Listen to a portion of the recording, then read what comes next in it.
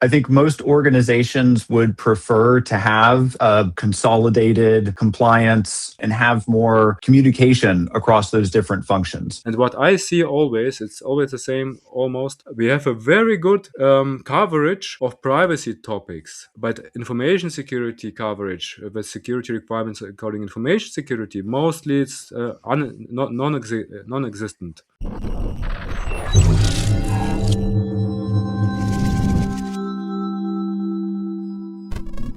Hello together. Our topic is aligning ISO standards with GDPR, the EU AI Act, and the US privacy framework. So maybe with a Sounds quick good. introduction, Kyle, do you want to start? Sure. So my name's Dr. Kyle David. I'm founder at Dr. David LLC, where I provide on-demand training for IAPP certifications, specialize in privacy and AI governance. And the 4 courses that I offer concern the AI Governance Professional Certification, or the AIGP, the Certified Information Privacy Professional for the United States and for the European Union, and then finally, the Certified Information Privacy Manager Certification. Great. So thank you very much. So yeah, pretty expert from information security, privacy, and compliance field from the US sector. So from my side, Valery Mielke, I am a CEO at VamiSec, security and compliance consulting company. So strong focus on IT security and AI security and AI compliance. So this is actually also where I'm coming from. So I'm coming from the technical IT security field.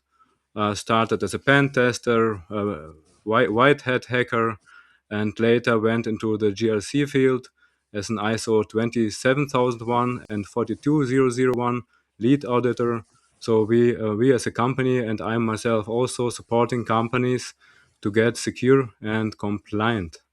And yeah, so this is we are here in the compliance field mostly by EU. So EU is regulating Germany. So we are a German company, so located in the, and also focusing the EU market. But it's very interesting as many EU regulations are not only targeting companies who are in the EU, but also are applicable for companies outside of the EU. For example, US is also for US companies also EU regulation is relevant, especially if products are getting sold and the market for the US companies are in the EU, which is actually a big market, right? So, and that's why it's very important to know the compliance requirements and how you can implement this in a harmonized manner from a US perspective, but also from the EU perspective. And this is actually what our webinar today is for. Yeah, so I can share. So for the quick introduction, so to have also your opinion and topics a little bit included in this webinar, we have prepared a quick Mentimeter. What do you expect from today's webinar, and which topics would you like to hear about? AI Act, technical measures. Very good, very good. Yeah, so very important topic. I mean, when we are talking about AI Act, so it's in the end, we are talking about AI compliance, AI governance, and of course also AI security. So, and here we are talking about how to address AI security. You have AI risks, so there are upcoming new kind of risks. So it's a very, I mean, new challenge of the companies. What I see. So, for example, you have the most important risk. Kyle, I guess you have also heard about it, prompt injection, right?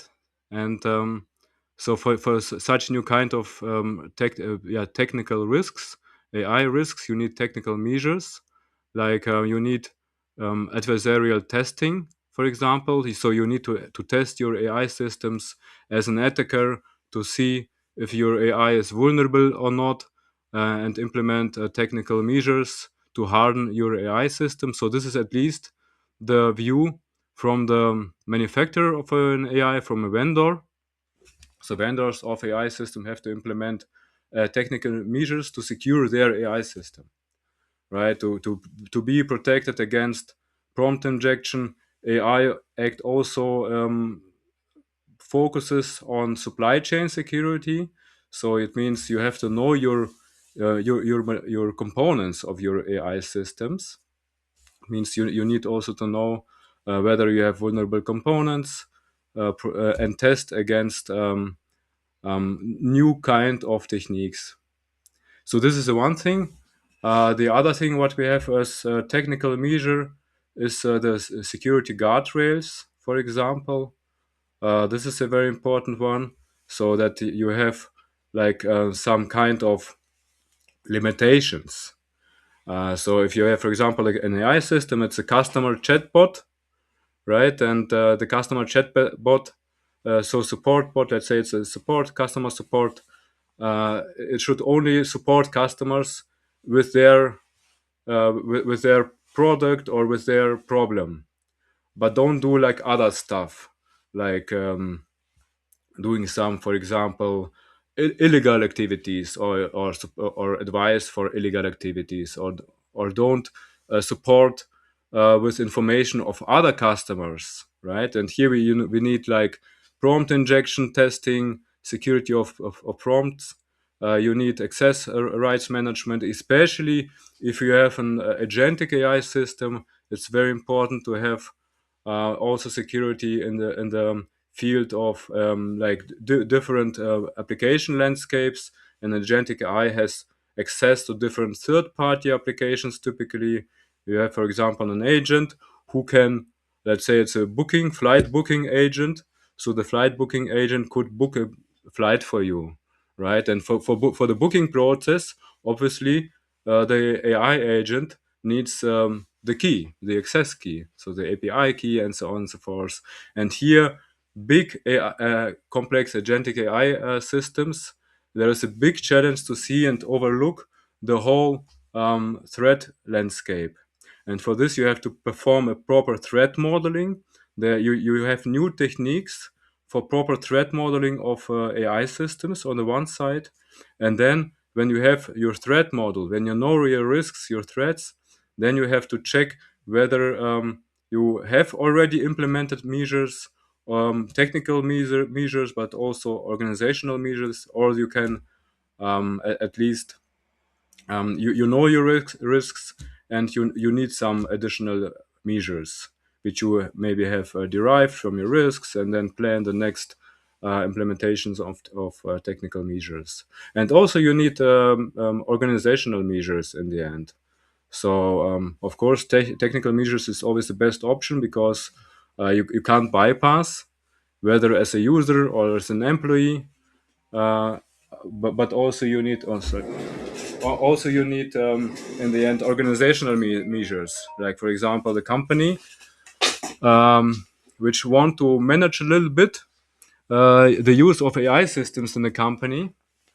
You have to, for example, to provide awareness trainings, how to secure and on a compliant way, ethical manner included, to use AI systems. So this would be like organizational measures. So awareness trainings for AI, and then also um, maybe a policy, an acceptable use policy for AI, all that stuff. A little bit, I deep dive into the technical topics of AI Act, and also AI Act and India. It's in the end the same, like AI Act and US, or AI Act and Africa, and so on and so forth. So it's about AI Act and Cyber Resilience Act. Both are um, uh, regulations which are targeting product vendors. And if you are also a product vendor outside the EU, you have to be compliant with your product which you want to sell in the EU. And that's why the EU AI Act and also Cyber Resilience Act are per nature can be applicable for countries outside the EU, or for companies outside the EU. So this is what we can say in addition. It's a little bit comparable to GDPR. So GDPR also, if you want to sell like solutions which process personal information, right? So then GDPR is also applicable. Maybe, but Kyle, you have here some additions on that topic. Okay, I think I'm finally connected. Sorry, can you just remind me again what you were just talking about? Or maybe Yeah. we could So, move on. for example, the GDPR, right? So the GDPR is applicable for US companies, for example. Also, uh, even if it's an EU regulation. If, for example, in a US company want to process personal data, so privacy data of EU citizen, right? Then the US companies have also to be compliant according to the EU GDPR regulation. And the same a little bit. So it's in German we call it Marktort-Prinzip. So it's the principle of the market, so to say. And if the market is in the EU, AI Act, GDPR, Cyber Resilience Act are applicable for companies outside the EU. Okay, so then we have a secure supply chain, a very big topic. Whether from the classic, ISMS perspective. So before it was that companies protected themselves. Like, let's say, like 10 years ago, the most important thing was the company protects himself. But now, with new regulations and the ISO standard focuses more and more into the secure supply chain. It means the company have not only to protect himself or themselves, but also to check the whole supply chain. So to know what are the suppliers, especially to know the critical suppliers. So what does it mean in the end? You have to know which suppliers are critical. So, for example, if you are an AI solution developer, let's say like that, or a SaaS, software as a service solution developer vendor, and your solution is hosted in a third party data center, then obviously the third party data center is very important for you, because if this is hacked, your whole SaaS application is also hacked and not available anymore, and so on and so forth, right? So this would be a high critical supplier. But maybe you have some other suppliers, maybe, don't know, a smart lamp or something like that. Maybe it's not very important. So if the lamp is not working, it's a little bit dark for 1 hour, not a big thing. So then it's not a critical supplier. So you have to first identify your critical suppliers. Once you have identified your critical suppliers, you have to classify your suppliers. You do classic business impact analysis on supplier level. And then once you know your critical suppliers, you can go back to the supplier assessments and check whether the supplier is secure and fulfills your requirements.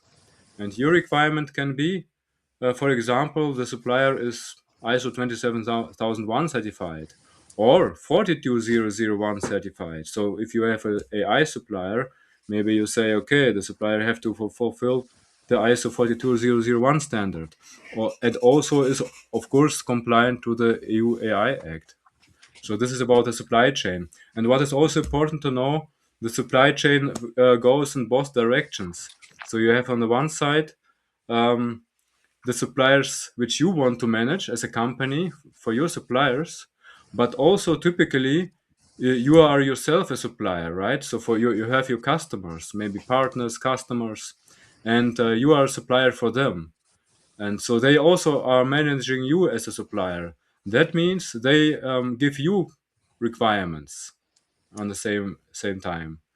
And these requirements you have also to know, and you have to check whether you are compliant or not. You have these obligations typically also in the contract. So this is very important. Not only like to check the suppliers, but to put the requirements which you are checked, which you are aligned with the relationship with the business, and put the security requirements into contracts and AI Act or AI requirements, technical measures for AI also. You put in the contract, so you have the aligned written requirements. And if it's in the contract, you as a supplier for your customers, you have also to know your obligations and to report your compliance and check your compliance. So this is the thing from the supply chain. So one thing is criticality check as a summary. You have supplier assessments, whether supplier is secure or not, and then you have clear requirements. And often you have also a shared responsibility model. Like you have maybe some responsibilities on your side from security perspective, some responsibilities on supplier side.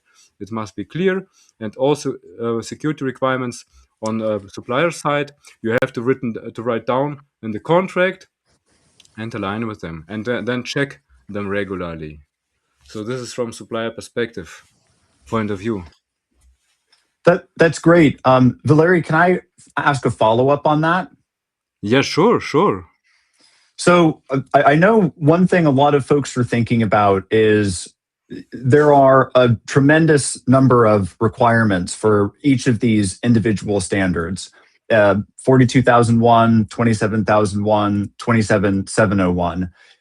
There are some shared requirements. So I was hoping, based on your experience with these standards, if you're approaching an organization and looking at a combined audit or an integrated management system, what's the best way for organizations to comply with, maybe this is too big of a question, but not only with the ISO standards, but also with laws like the EU AI Act, GDPR?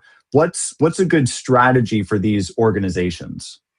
Yeah, very good question. So in the end, you have a lot of similar requirements. So let's look, for example, in the ISO 27001. So you have one of the basics in the clauses included are risk management, right? So you have to manage your risks, identify your risk, assess your risks, but focusing information security. And then if you look into other standards, for example, let's say the 42001 standard, it's for the AI management system. You have also in the clauses, in the same number even, you have the clause for risk management of AI system. And so you have in the end um, quite the same requirement, just here it's on information security, and here it's on focusing on AI systems. So more like technical risks, ethical risks, social risks, right? You have some different risks. And what you can do if you have, for example, an integrated management system, and here I can share you also quickly a very nice view on this.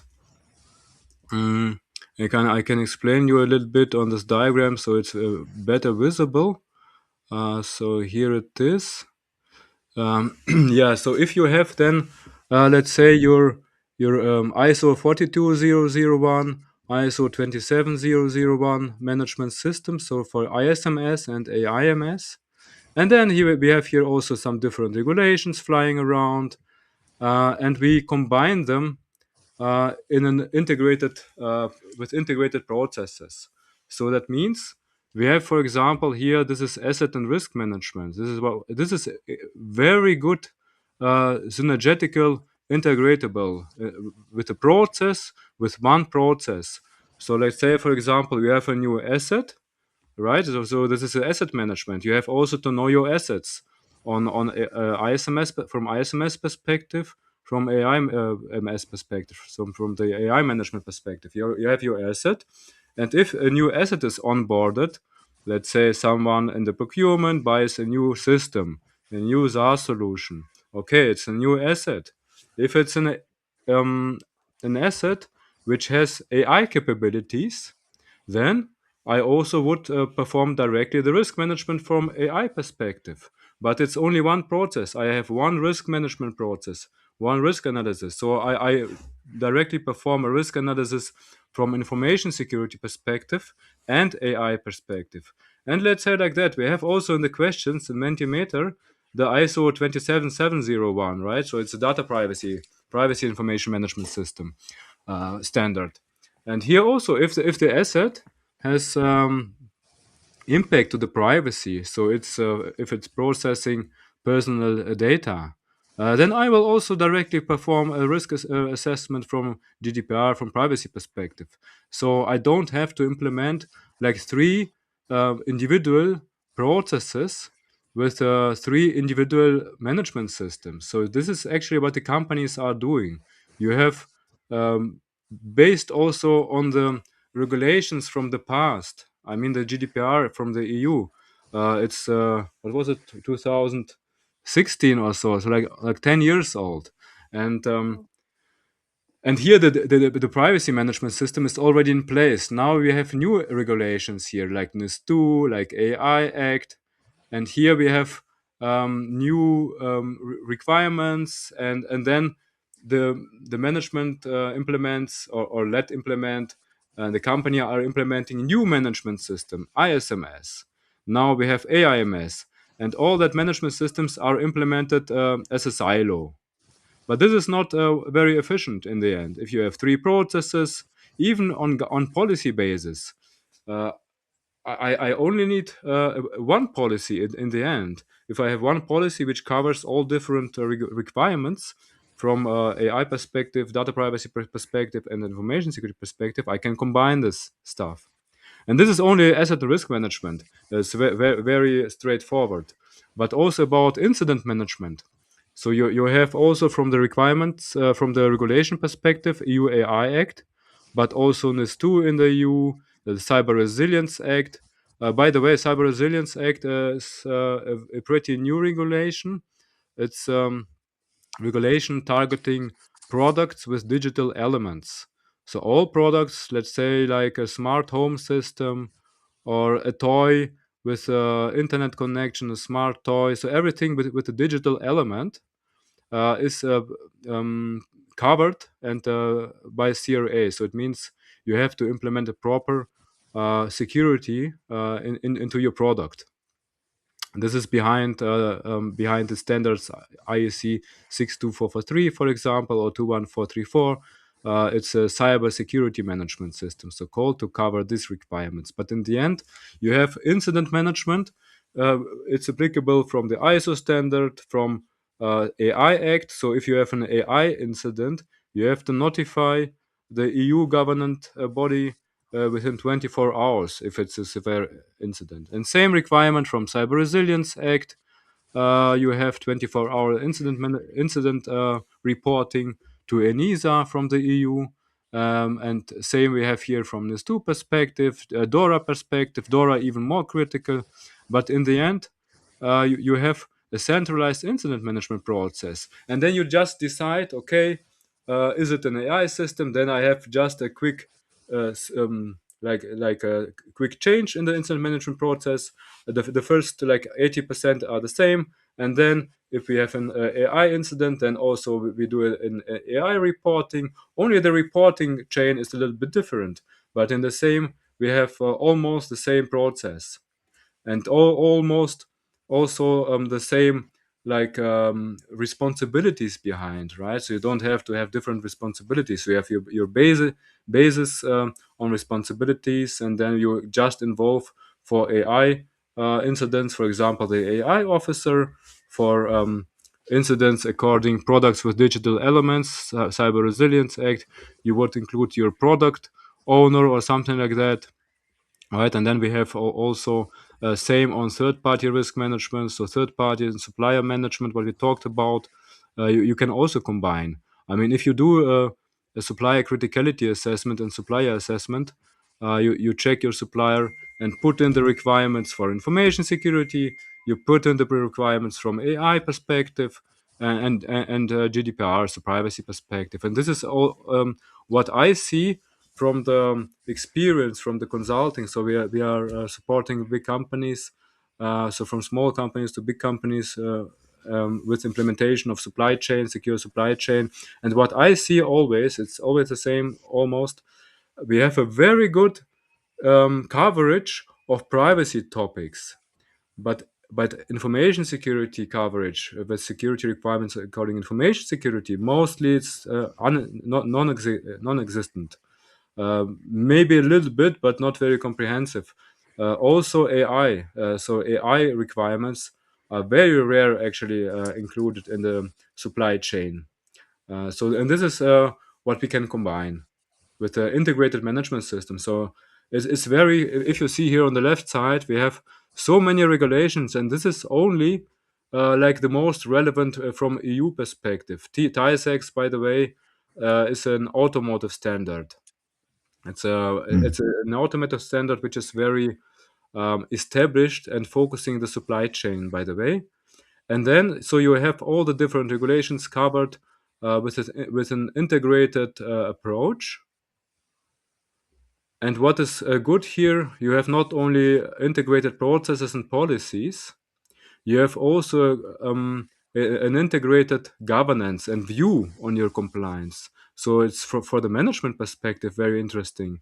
So for me as a like a CEO, for me it's very interesting to have the global view on the compliance topic. So what are our risks? Not I have the risk dashboard for information security, I have the risk dashboard from privacy, I have the risk dashboard from AI, and maybe also other risk dashboards, financial risks and quality risks, quality management system, and all that stuff. And you have different risk dashboards. From CEO perspective, I wanted to have the risk dashboard with one level of severity, of the risk severity. And then, so it's very good manageable, it's more efficient, implementable, and also long term. I mean, from long term perspective, it's a clear thing. With the integrated process, combined process, the workload can be reduced dramatically. And the collaboration also, what is a very big topic here, the collaboration within the different stakeholders, within the different teams is much better because they collaborate on same process is much better, as if it would be separately implemented.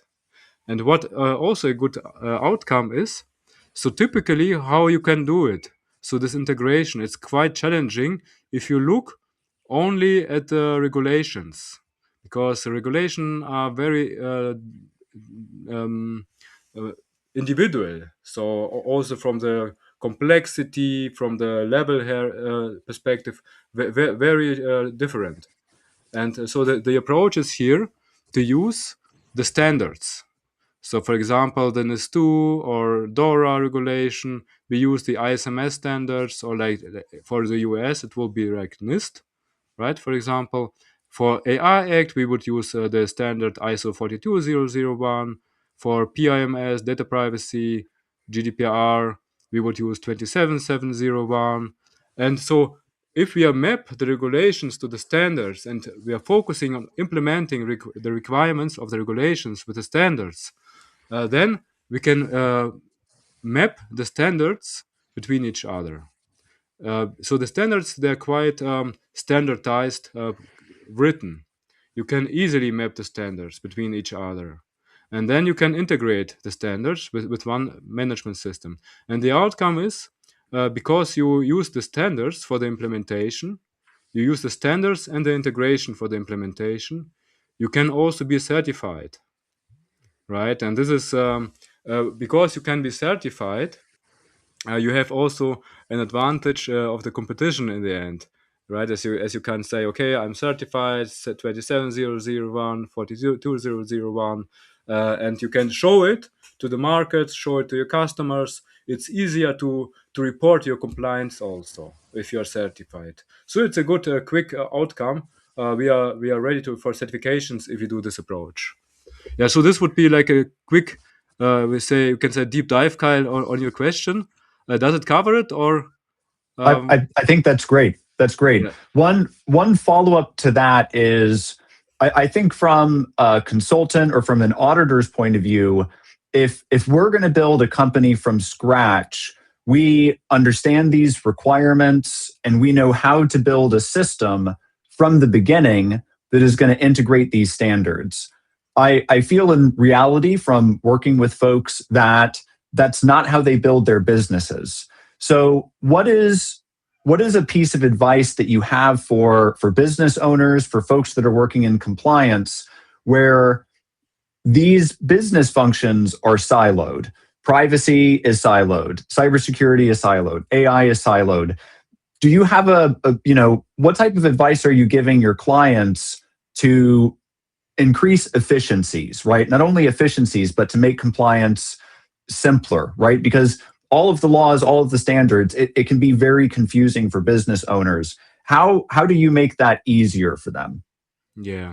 So typically, so you have first to identify the current situation and assess the current situation. So what do you have?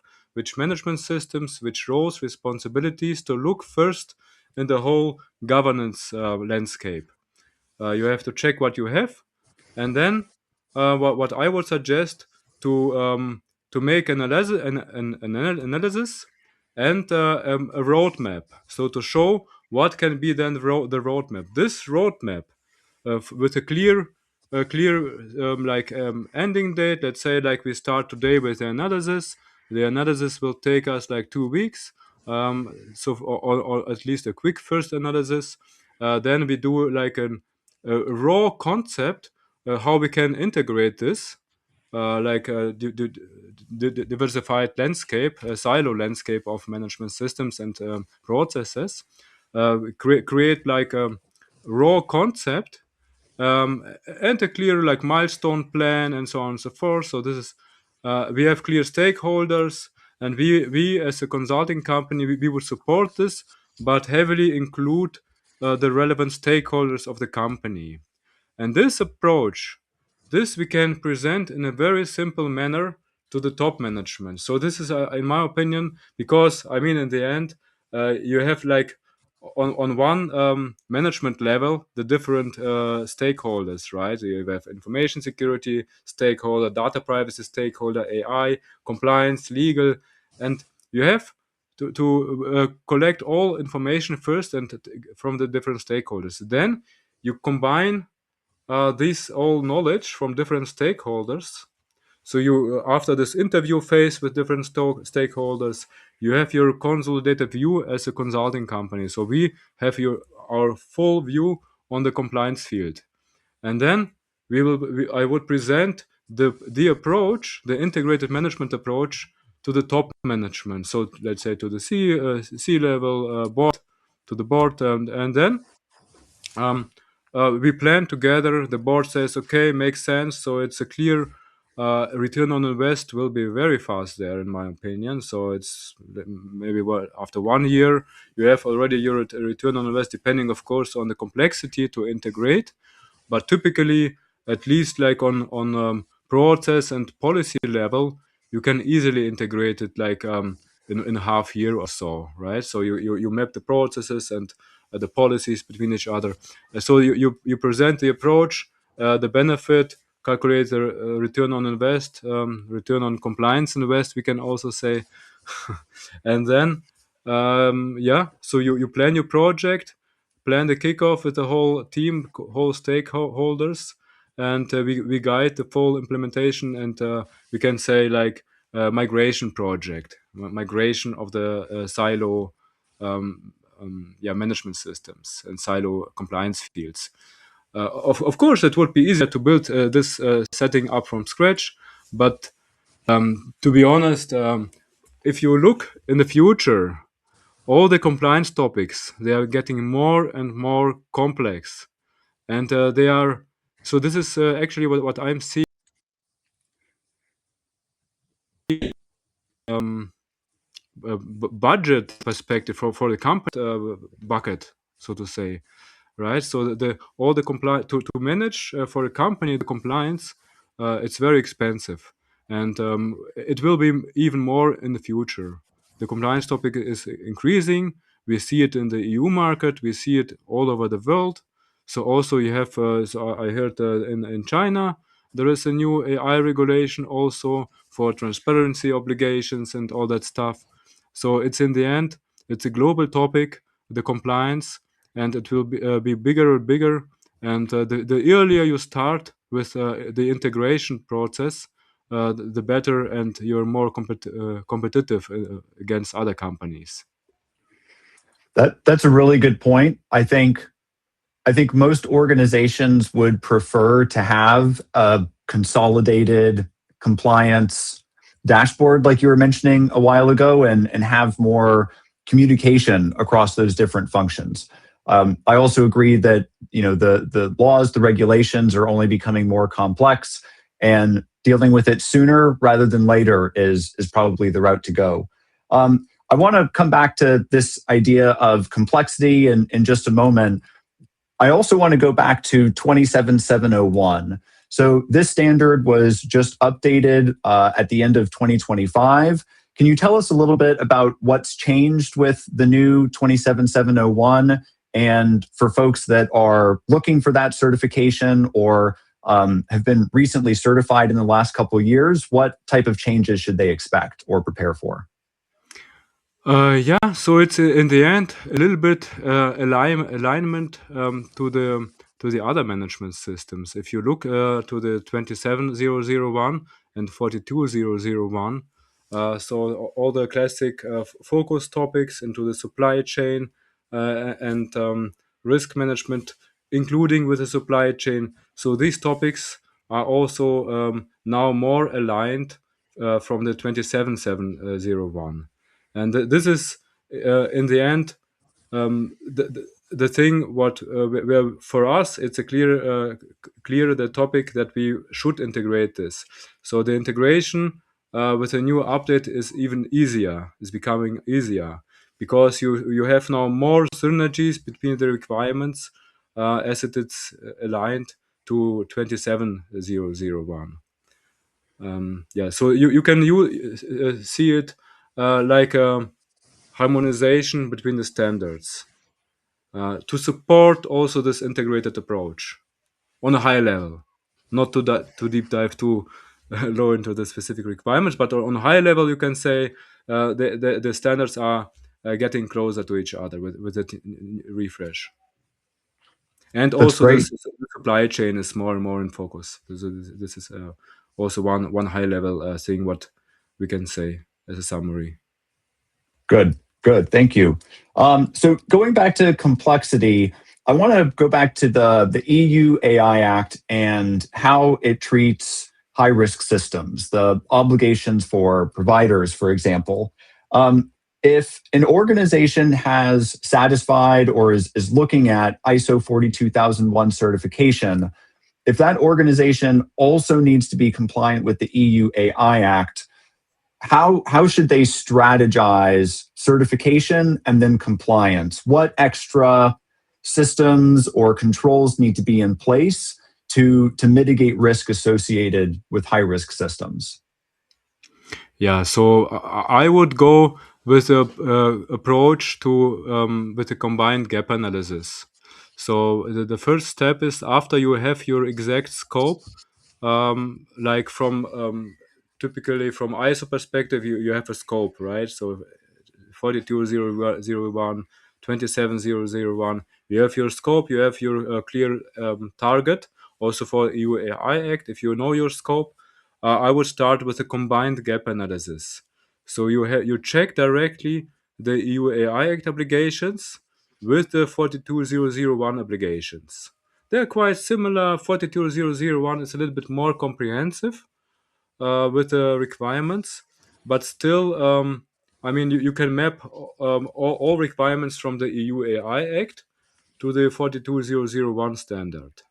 And after you have performed your combined gap analysis, you have your clear mitigation plan or action plan to mitigate the gaps, to fix the gaps. And this action plan is completely oriented according the ISO 42001 standard. So the implementation approach is following clear the 42001 standard. But you have included in the implementation approach the EU AI Act requirements.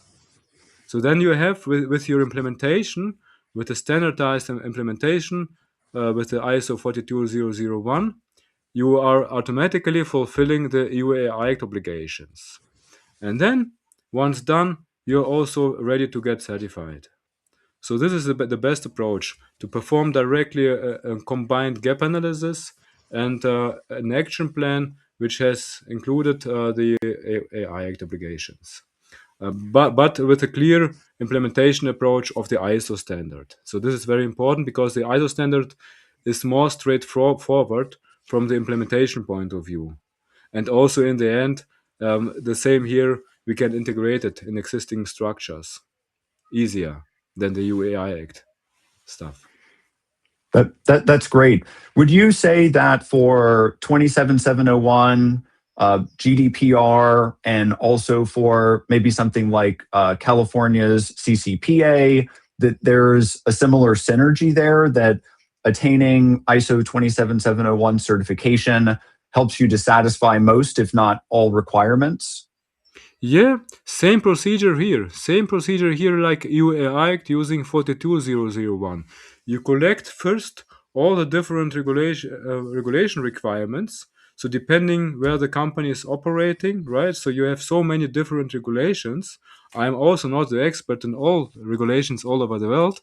I'm, we can say, the expert about the standards, but and EU regulations, but also other regulations I'm not familiar with. But I mean, in the end, you need maybe some local experts collect the local requirements from privacy perspective, and same here, perform a combined gap analysis using the 27701 standard for the privacy information management system to have a clear action plan and roadmap which is oriented on the ISO 27701 standard, and then go with the implementation. And you have, I would say, here you have like easy like 90% synergies, so you don't have to do it like country per country individually, but you have only one approach, one action plan, one approach. The only thing is, what maybe is here important. Um, if you are a global company with like many subsidiaries, so then you have to look how your compliance structure is. So for example, local obligations where are applicable, which are applicable only like in a local field. Maybe it's not relevant to implement the same processes on other legal entities. So if you are a big company, like global company, we are working also with global companies who have in Asia subsidiaries and locations in Africa, in the EU, of course, in the US, South America also. Then you have different applications, and you have typically your local ISOs who are taking care about local regulations. But I would combine this with a global approach, with a global gap analysis approach, to have like at least a big set of synergies, redundance, and you implement what is applicable for all, where you have a same baseline. And I guess it's like, I don't know all regulations, but I guess it's like 80% are same, and then 20% are maybe a little bit individual on top. But this is how I would strongly recommend to approach these requirements. That's great. Do we want to turn to the audience to see if the LinkedIn audience had any questions, or should I ask maybe one more final question here? Yes, one quick topic. We have, so India has no AI regulations, so this was this thing, and we have the question according DORA. DORA, it's an EU regulation, so maybe we can quickly handle this. So DORA is an EU regulation, and so it's covering the financial industry. It's I would say one of the hardest. I would say even say the hardest regulation we can say for sure in the EU for companies. So before we had in Germany BIT, it was a local regulation, and then in the end DORA came out and harmonized this for the whole EU. And so in the end, you need to implement an ISMS to fulfill DORA. So we can also here use 27001. The only thing is DORA is not only generic. So the ISO standards, they are quite generic, right? So you have like generic requirements, but no clear implementation approaches or guidance. But in DORA, it's more specific. So you have very clear, even you have, for example, quantum cryptography requirements according to DORA. Or you have, for example, the requirement, which is very, very interesting in my opinion. They don't have like standard testing requirements, like for example, what we have in ISO, so penetration testing procedures needs in place, right? But in DORA, there is a very special thing, a threat-led penetration test is required according to DORA. So it's a freestyle red team approach based on the risk level, based on the threats. So if you have, for example, a financial company, you have first to see where are your most important risks and threats, and then you perform a red team approach, more or less. So more a freestyle pen test approach, um, which is not only like a checklist. Okay, pen test done, check done, but it's really comprehensive approach, which are targeting the most relevant risks in your company. For example, with the bank, it would be, yeah, let's say like the online banking application, right? So you have for a bank, they have an online banking application. If this online banking application is insecure, of course it's a bad thing. So the DORA approach would require the bank to perform a real comprehensive red team assessment on the banking application. Maybe some other risks are also there, but this is the idea from DORA.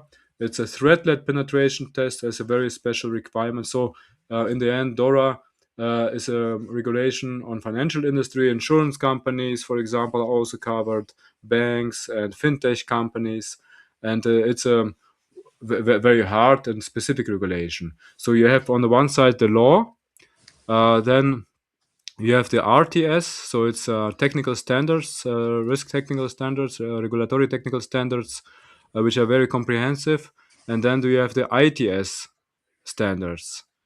So it's implementation technical standards. So you have like a three level regulation.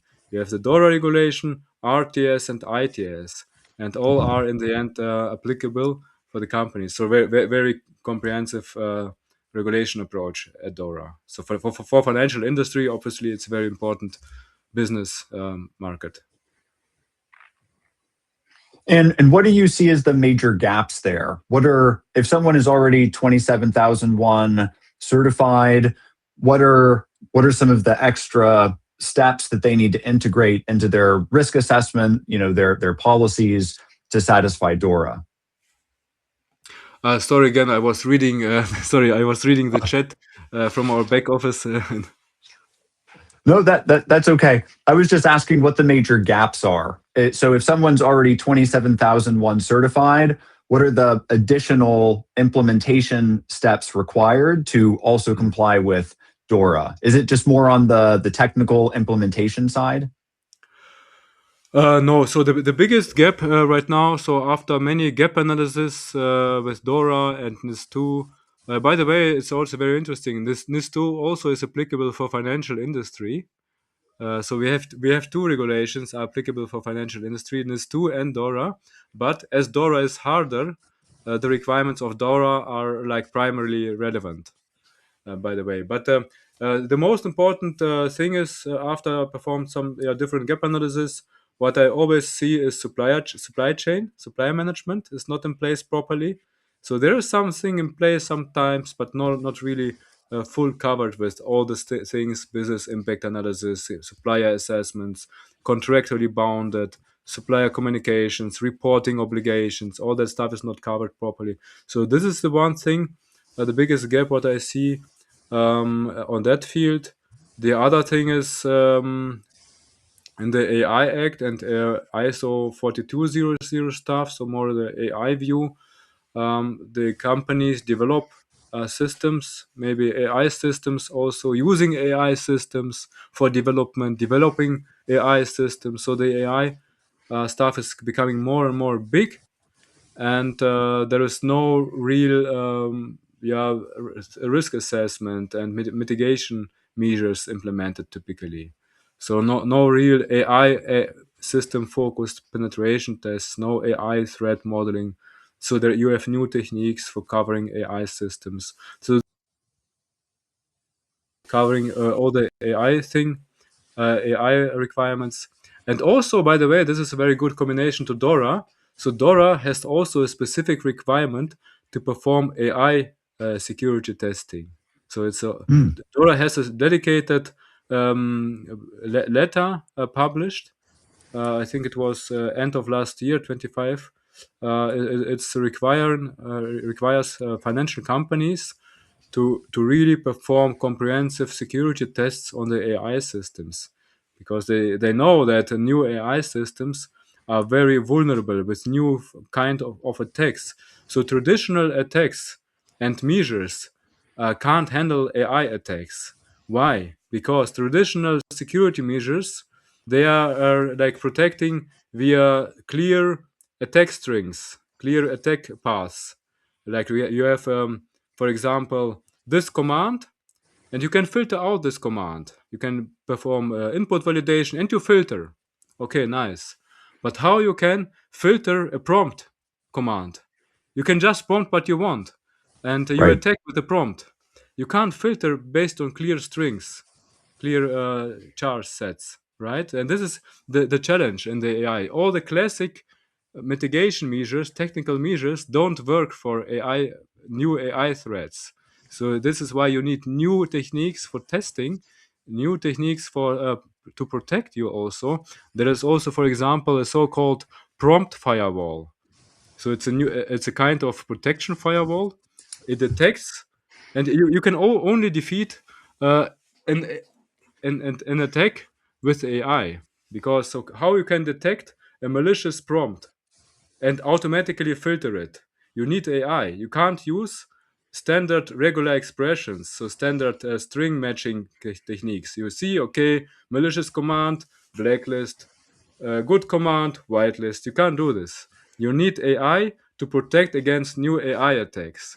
You need right. So your AI have to identify malicious prompts, and this is the new challenge. What's coming up with all the AI solutions which are popping up, and this is also a very big challenge what I see. So the whole AI field is not protected, not governed well. So from the governance perspective, mostly is a big gap in the companies what I'm seeing, and also the awareness. Sometimes the awareness is not bad.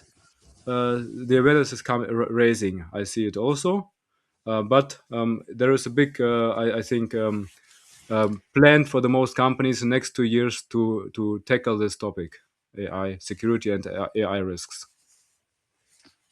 That's great. Yeah.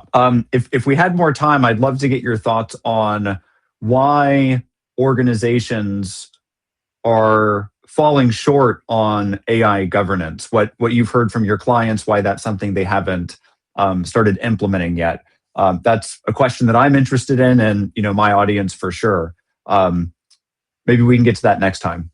Yeah, very good question. Very good question. So I would say it's a good question for the next time. So yeah, thank you very much to the audience. Thank you very much, Kyle. It was very nice to talk with you from the Atlantic from the Atlantic Bridge, so to say, to the US.